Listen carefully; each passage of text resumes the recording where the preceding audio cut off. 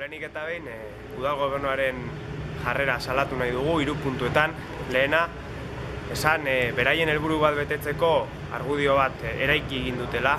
Argudio hori, helburua Fikobara jaigune bat eramatea dela argita garbi daukagu, eta horretarako argudio bat asmatu dute. Argudioa izan da 2000 metro karratuko eremua bakarra Fikoba dela, eta segurtasunagatikan ere plazan Moskun ezin daitekela egin, eta eraraman nahi izan dutela. Hori salagarria da gure ustez, eta bigarren puntu bat ere salagarria. Uste dugu ezin daitekela onartu jaigune hau, Moskun Urdanibia plazan urte luzeetan aurrera eraman den jaigune hau, eta aurrera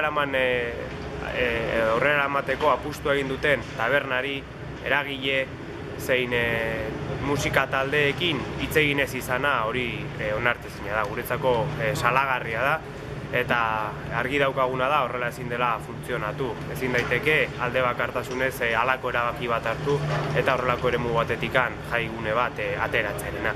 Eta azkenik eta hirugarren, gurekin udal talde bezala eduki duten jarrera salatzea, gurekin batzorde informatibo batean, aholku batzorde batean eman zuten gertaera honen berri, eta hor argi utzi nahi dugu asteazkenean delegatu handere birekin egon ginen, kultura eta obretakoekin eta beraien aldetikan guztia zabalik zegoela, gure apostua hemen mantentzera izango zela, eta horren aurrean proposamenak eta planteamenduak egingo genituela, eta beraien aldetikan arazorikan ez zegoela, baina gure harridurarako ostegunan, hurrengo egunean, kultura delegatuak eta alkateak prentsaurreko bat eman zuten, esanez jaigune hau Fikobara eramaten zutela. Horren aurrean eta argi edukita gauzak bestera batera egin daitezkela, bildukala uste du, eta horren aurrean planteamendu bat egiten du.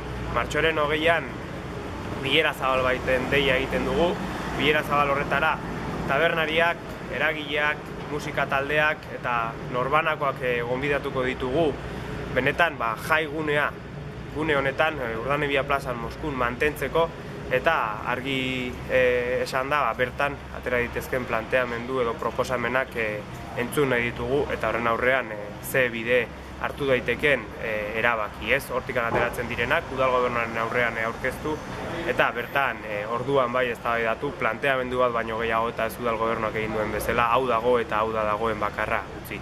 Beraz, martxoaren 20an arratsaldeko 7:00 Ospitalzarreko aretoan deitzen dugun bilerara dei egiten ditugu herritar guztiak, eragile eta